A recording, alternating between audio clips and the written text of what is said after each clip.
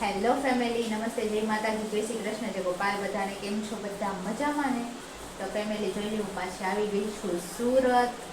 અમુક સમય અને સંજોગોના કારણે મારે છે ને પાછું સુરત આવવું પડ્યું, પણ કાંઈ નહીં, એવું બધું તો હાલ્યા રાખે. હવે હા, મારે ડિલિવરી પણ અહીં સુરત જ કરવાની છે અને આજે જ હું સુરત પૂગી છું અને અત્યારના વાગ્યા છે જોઈ લો કેટલા, 4:30 જેવું થયું છે. અને સુરતમાં વરસાદે બાકાચીકી બોલાવી છે ભાઈ, જોરદાર, કાંઈ ઘટે જ નહીં. હાલો હું તમને બતાવું.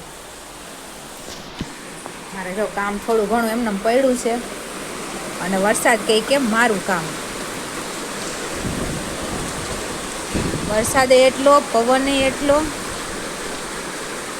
અને જોરદાર. સારું થયું અમે આજે વહેલા આવી ગયા હતા અમે અહીંયા, બાકી વરસાદે તો આજે બહુ જ બાકાચીકી બોલાવી દીધી છે.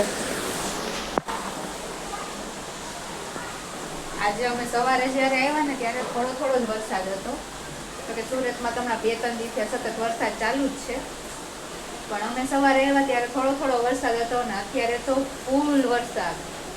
એમ થાય ઝાડવા પાડી નાખ્યા. અને અત્યારે પવન એટલો છે અને વરસાદ એટલો છે. અને વરસાદમાં છે ને બધાને છે ને ભજીયા ખાવાનું મન થતું હોય છે, અને મને છે ને હાંજ પડે ને તો હમણાં મીઠું ખાવાનું મન થાય છે. હું બનાવતી હતી શીરો, પણ મને શીરો મળ્યો નહીં ને, શીરો એટલે કે રવો મળ્યો નહીં ને, તો હું અત્યારે બનાવું છું પુડલા. જોઈ ગયો, મેં ગોળને પાણીમાં પલાળી દીધો છે અને હવે બેટર બનાવીને મારે છે ને કાંઈક મીઠું તો ખાવું જ જોઈએ, એટલે મારે બનાવવાના છે પુડલા. આવી જાઓ તમે પણ બધા પુડલા ખાવા માટે. મિત્રો જોઈ લે, આપણા છે ને ગરમા ગરમ પુડલા બનવાનું તૈયાર થઈ ગયું છે. મારે છે ને તેલ પૂરું થઈ ગયું હતું ઘરમાં, મારે દેહમાં જવાનું હતું ને એટલે મેં તેલ છે ને મગાવ્યું નહોતું. હું કાંઈ નહીં, જરૂર નહીં પડે, પણ જો હું આ પાછી દેહમાંથી હું વહેલી આવી ગઈ છું તો મારે તેલની જરૂર પડી, પણ તેલ નથી ને તો આપણે છે ને જોઈ લે મસ્ત ઘીમાં પુડલા કર્યા છે. તો મિત્રો જોઈ લે, આપણા ગરમા ગરમ પુડલા બનીને રેડી થઈ ગયા છે. આવી જાઓ બધા ગરમા ગરમ પુડલા ખાવા માટે.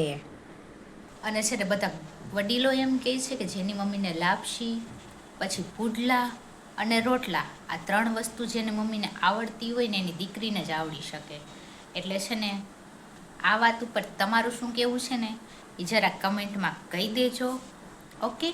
અને ચેનલને લાઈક, શેર અને સબસ્ક્રાઈબ કરવાનું તો ભૂલતા જ નહીં. Okay, by.